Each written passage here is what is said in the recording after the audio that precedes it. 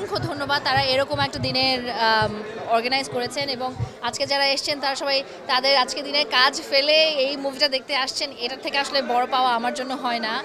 আর আমি এটা আগেও বলেছি যে আমি তো ঢাকায় বড় হয়েছি, রিক্সায় চড়ে চড়ে বড় হয়েছি। তো রিক্সা গার্লের ট্যাগটা লেগে গেছে এখন, মানে এই ট্যাগটা হচ্ছে আমার জন্য সবচেয়ে বড় প্রাপ্তি।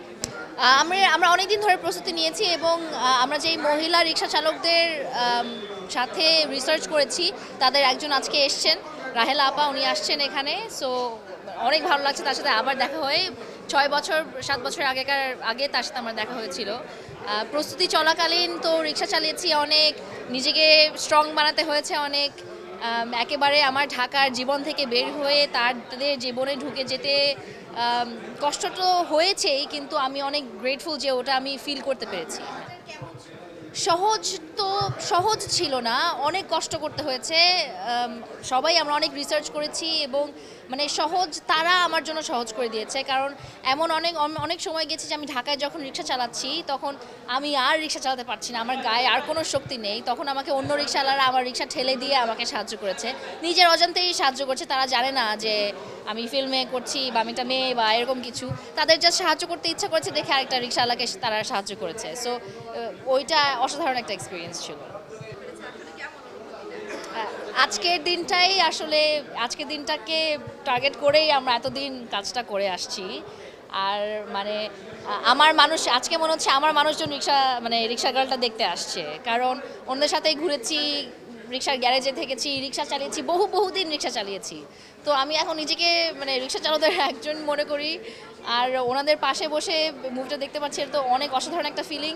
আর ওনারা অনেকগুলো যোগ বুঝতে পারছে, যেটা সাধারণ মানুষজন বুঝতে পারেনি হয়তো ফিল্মে গিয়ে। তো সেই হাসিগুলো শুনে ভালো লাগছে। সরি।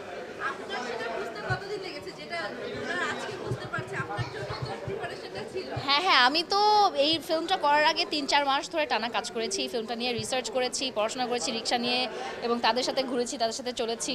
তো আমি তো আসলে তখন টের পাইনি, এখন 6 বছর পরে এসে মনে হচ্ছে যে না, আসলে মিশে গিয়েছিলাম সবার সাথে। সরি। আমি দর্শককে বলতে চাই এটা একেবারেই ঢাকার একটা গল্প। গ্রাম থেকে অহরহ প্রতিদিন ঢাকায় মানুষ আসে নিজেদের স্ট্রাগলটা নিয়ে, নিজেদের সংসারের জন্য টাকা আয় করতে ঢাকায় আসে। তো একেবারেই ঢাকার একটা ইউনিক একটা গল্প। দেখেন, ঢাকায় রিক্সা এত বড় একটা এলিমেন্ট, কিন্তু ঢাকায় কিন্তু রিক্সা চালকদের জীবন নিয়ে আজ পর্যন্ত আমরা কোনো নাটক বা সিনেমা দেখিনি। রিক্সা চালককে একজন হিরো বানিয়ে আমরা কোনো ফিল্ম বা নাটক আমরা করিনি। সো রিক্সা গার্ল হয়তো প্রথম আগে হয়ে থাকলেও আমার জানা নেই। আশা করি আমরা ঢাকায় যেই মানুষগুলো কাজ করে, ঢাকাকে বিল্ড করতে যেই মানুষগুলো কাজ করে, তাদেরকে নিয়ে আরও অনেক ধরনের ফিল্ম হবে আশা করি।